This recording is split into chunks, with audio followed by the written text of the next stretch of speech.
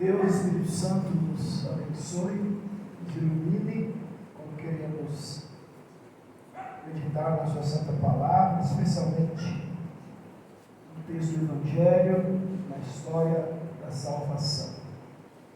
Meus irmãos e irmãs, eu acredito que vocês já ouviram muitas histórias de humildade, de pessoas humildes, pessoas que deixaram belos exemplos de vida. Eu quero comentar aqui uma história que ficou bastante conhecida, de alguém que já morreu há alguns anos.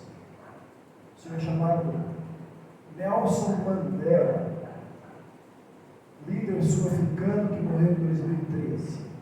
Nelson Mandela era um senhor negro que era desprezado pela sua cor, pela sua raça. Ele lutava pela igualdade entre as pessoas do seu povo, e ele foi preso por causa disso. Ficou preso por 27 anos. 27 anos. Mas com paciência e perseverança, ele acabou sendo solto, e ele conseguiu o seu objetivo de terminar com aquela separação racial do seu país, chamada de apartheid. Começou a ajudar o seu povo a viver em mais harmonia e cooperação. E até o fim da vida dele, a história dele foi de humildade. Ele foi eleito presidente, e quando pediram para ele ser reeleito, ele não quis.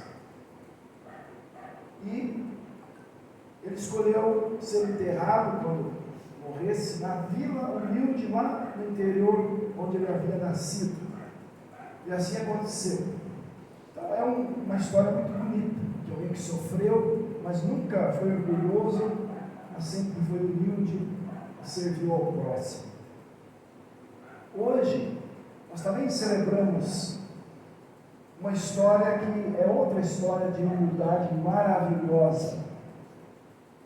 É aquela história que nós encenamos aqui, representado pelo presépio, pelos personagens vivos, a história da salvação, uma história de humildade.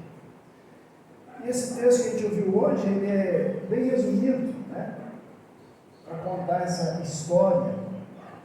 E esse texto mostra, a gente deve ver também em Lucas e Marcos, alguns outros detalhes, que a história da salvação foi muito simples, muito humilde. Não teve nenhum grande anúncio ao mundo, somente para aqueles pastores lá nos campos de Belém. E não teve homenagens nem discursos, como foi, por exemplo, na morte do Mandela. Aí sim, apesar de que ele queria um enterro humilde, teve um estádio cheio de gente, com líderes do mundo inteiro, fazendo discurso homenageando Jesus. Não, nem no seu nascimento, nem na sua morte havia gente importante diante da sociedade. Salvação é uma história de humildade, meus irmãos. Ali Deus começou a cumprir o que a gente acabou de ouvir na canção e o que nós ouvimos em Isaías 7. A promessa de enviar o Emmanuel, o Deus com a gente. E tudo foi então de forma muito simples e humilde. Eu quero destacar algumas coisas. A gente faz, as nossas encenações de Natal, e algumas são bem sofisticadas e tal, e às vezes a gente, vamos dizer assim, a gente romantiza um pouquinho o Natal, mas nós esquecemos que na prática, foi algo bastante rude, bastante simples. Por exemplo, essa história começou a se cumprir com uma moça chamada Maria. Segundo os costumes da época, é bem provável que ela não tivesse mais do que 15 anos de idade. As moças se casavam jovens, bem novas. E talvez ela tivesse planos de como seria a sua vida com o seu futuro esposo, José. Tinha planos, provavelmente, como qualquer outra moça da sua idade. Mas humildemente, sem questionar e sem entender muito bem, ela aceitou a tarefa que Deus lhe deu através daquele anjo, de ser a mãe do Salvador Jesus. Ela disse: aqui está a sua serva, faça como o Senhor quiser. A história também envolve um outro personagem, um homem também muito simples, do qual se fala muito pouco na Bíblia. Um homem justo, um homem amoroso. E se a gente não conhece um pouquinho melhor a história, a gente acha que José foi um covarde, porque ele queria abandonar Maria, né? Mas é o contrário. Pela lei da época, se ele abandonasse Maria, as pessoas iam achar que José abandonou ela porque ela teve filho com outro homem. Então ela seria considerada adúltera. E aí, aliás, desculpe, se ele ficasse com ela, o pessoal descobrisse que ela estava grávida, ela seria considerada adúltera, e mesmo sem o José querer, ela poderia ser condenada à morte. Então ela pensou assim: eu vou abandonar Maria, porque aí o pessoal vai achar que eu engravidei ela e eu fugi. Então, na verdade, a ideia de José de abandonar Maria era para protegê-la, né? Para o pessoal falar que ele era o sem vergonha, né? Que engravidou ela antes de casar e fugiu. Então essa era a ideia dele. Ele queria proteger a Maria, porque se ele denunciasse ela pelo adultério, ela que ia sofrer as consequências. Só que daí Deus avisou José: José, não faça isso. Ela está grávida do Espírito Santo. E aí José assumiu a paternidade de Jesus, abriu a mão que ele tinha como pai de escolher o nome de Jesus, porque até isso Deus escolheu: você vai pôr o nome de Jesus, quer dizer Salvador. E não teve relações com a sua esposa até Jesus nascer. A história é de humildade também por causa do nascimento de Jesus, né? Estava predito no Antigo Testamento onde ele ia nascer: Belém. Hoje Belém é uma cidade turística, né? Acho que hotéis e tal. Na época, Belém era uma vila com poucas casas e poucas ruas, tanto que não tinha nem lugar para eles ficarem. Deus usou o imperador para fazer o recenseamento, né? Era a Ana Cláudia da época lá, fazendo o IBGE da época, né? Só que era diferente. Cada pai de família tinha que fazer o seu recenseamento na cidade onde nasceu. Por isso que José e Maria saíram lá do norte, de Nazaré, e foram para o sul, uma cidade chamada Belém. Por isso que Jesus também é chamado Jesus de Nazaré. Nasceu em Belém, mas foi criado depois em Nazaré. Então eles foram para lá, né? E Deus usou esse movimento, né? Até político, do imperador, para que se cumprisse a promessa de que Jesus ia nascer em Belém. Então eles foram lá, a vila pequena, não tinha mais lugar para se hospedarem, foram lá naquela estrebaria. Então imagine, né, as mães aqui, você vê o seu filho num lugar onde normalmente os animais vão comer. É ali que Maria teve seu filho, né? Lá no meio do coxo dos animais. Provavelmente José deu uma ajeitada, limpou, né? Mas enfim, ele não nasceu como um príncipe, como um rei, lá numa clínica, ou pelo menos lá no palácio em Jerusalém, né? Nasceu humildemente, o rei da glória, lá naquele lugar tão simples. E essa história continua depois com os primeiros visitantes, aqueles pastores humildes de Belém. A história dos pastores é muito bonita, mas também temos que saber isso. Na época, os pastores eram considerados um dos níveis mais baixos da sociedade. Ninguém gostava muito deles, provavelmente porque eles estavam sempre cheirando mal, porque estavam sempre com os animais, né? Eles receberam aquela notícia que o menino Jesus tinha nascido em Belém, pelo coro dos anjos, né? E foram os primeiros então a ir lá visitar Jesus. Dias depois, por isso que é comemorado dia 6 de janeiro, dias depois é que chegaram os magos, né? Como nós não fazemos duas apresentações de Natal, a gente põe os magos juntos, né? Na apresentação de Natal, mas eles vieram dias depois, eles foram seguindo a estrela, tanto que o texto da Bíblia diz que eles não estavam mais na estrebaria, já estavam numa casa quando os magos vieram, né? Então, meus irmãos, essa é a história da salvação, bem simples, bem humilde, e ela continuou em humildade. Ela terminou não só em humildade, mas em humilhação, tá? Veja, Jesus não morreu com uma espada na mão, lutando pela liberdade do seu povo. Jesus não entrou em Jerusalém com um cavalo de vitória, uma armadura, né, igual a gente vê em alguns filmes, né, vencendo os romanos. Ele não liderou também nenhuma revolução popular. E também não morreu lá como um velhinho, sábio, né, de velhice lá, não. Ou homenageado por muita gente, como foi com Mandela. Não, morreu humilhado, como um criminoso numa cruz, aos olhos do mundo, totalmente derrotado. Essa é a salvação, uma história de humildade. E eu acho que algumas lições dessa história já são óbvias para nós, meus irmãos, mas eu quero destacar algumas coisas que Deus quer dizer para a gente com essa história. Tá? Primeiro, que Deus, Todo-Poderoso Deus, o Criador de tudo, dos céus e da terra, santo e justo, não veio em coisas extraordinárias. E hoje Ele não vem em coisas grandiosas, espetaculares, ou que são admiradas pelo mundo. Onde é que Deus vem a nós hoje?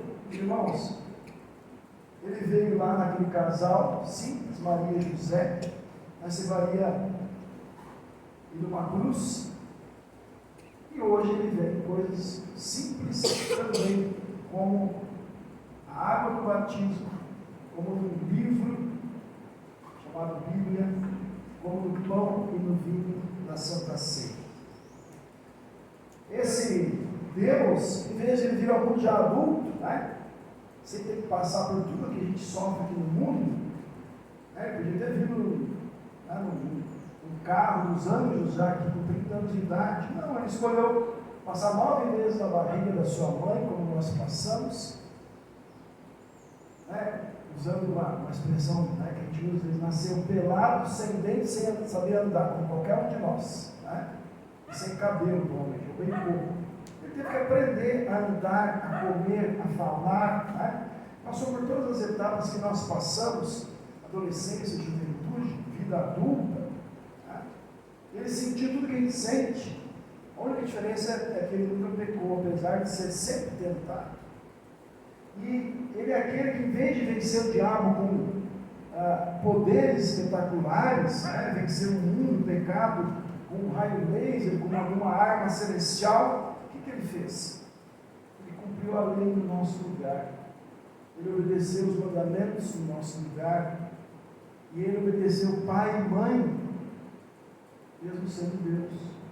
Como nós, né, obedecemos pai e mãe.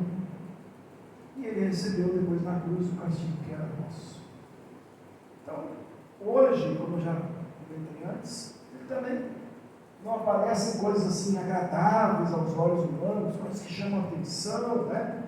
Mas coisas bem simples e concretas, como eu disse, no livro, na palavra de Deus, na água do batismo, no pão e no vinho da Santa Ceia. E Deus vem a nós, meus irmãos, em pessoas pecadoras como eu e vocês. Deus fala com a gente através do nosso pai, da nossa mãe, quando nos educa no caminho do Senhor. Deus fala com a gente através do irmão da fé, quando nós, né, nos aconselhamos uns aos outros. Deus fala através dos pastores, enfim.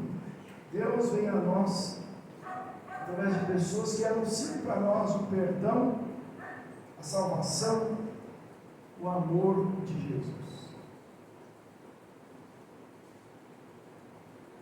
Obviamente, meus irmãos, além de nos convidar a crer em Jesus, através do mesmo Espírito que pôs Jesus em Maria, né, o Espírito Santo colocou Jesus no ventre de Maria para ele, né, ser gerado, crescer e nascer. Deus usou o mesmo Espírito Santo para nos chamar a crer em Jesus, mas não só isso. Ele não quer só que a gente admire Jesus, que a gente só festeje uma vez ou duas por ano o Salvador Jesus, ou que só falemos bem dele, né? Não. Meus irmãos, Deus quer que a gente seja no dia a dia humildes como foi Jesus, perdoadores, passivos, praticantes uns com os outros do mesmo amor que Jesus Cristo teve em humildade por nós. E ainda Ele quer que o crer dele faça a gente também procurar viver como Ele. Salvação é uma história de humildade. Então, meus irmãos, no simples e humilde batismo, na simples e humilde Bíblia, Palavra de Deus, na humilde Santa Ceia, também nossos humildes irmãos na fé, Jesus continua essa história. Ali não dá para ver bem, mas esses dias eu mandei um card, né? Ali está a estrela e a estrelaria, onde Jesus nasceu. E lá no fundo, olha, onde termina, aos olhos do mundo, a história, na cruz. Mas depois ele ressuscitou e subiu ao céu. Então, nessa história nós somos incluídos. Porque através dessas coisas humildes, Jesus continua a nos salvar. Palavras, sacramentos e nos irmãos na fé. Então, meus irmãos, vamos nós também, como Maria e José, ser humildes. Vamos aceitar a missão que Ele dá para cada um de nós. Vamos, de jeito nenhum, desprezar a maravilhosa salvação de Deus em Jesus. Então, o que eu estou dizendo para todos vocês é: valorizem a palavra de Deus. Lutero disse: a palavra de Deus é o berço onde Jesus está deitado e vem a nós. Valorize a palavra de Deus. Valorize o batismo que você recebeu. Valorize a Santa Ceia que você recebe aqui com os irmãos na fé, que são o corpo de Cristo. Nós somos o corpo de Cristo. Valorizem, porque é nessas coisas e nesses irmãos que Deus continua com a gente nessa história de humildade e salvação.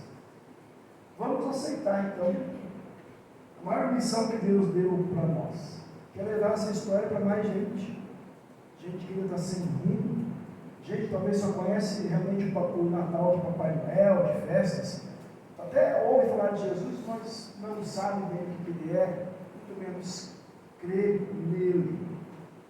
Vamos nós viver essa história de humildade como servos de Deus, para que junto com cada irmão a gente possa mais e melhor receber e compartilhar o perdão, a vida e a salvação de Cristo com as pessoas. Vamos cada vez ser mais realizados e edificados em Jesus, como é o nosso novo lema, para então levar essa história para muita gente.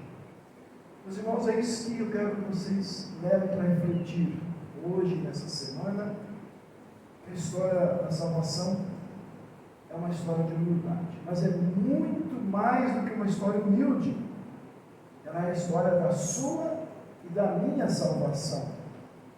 Porque Jesus não é só um exemplo bonito, Ele é o próprio Deus. Ele é o Rei da glória, o Salvador de todo mundo. Ele é o meu Salvador, Ele é o seu Salvador. Salvação é uma história de humildade. Bendita história, onde você foi incluído, onde eu fui incluído. A história vai ter um final feliz, lá na vida eterna, com Jesus e todos os salvos. Amém.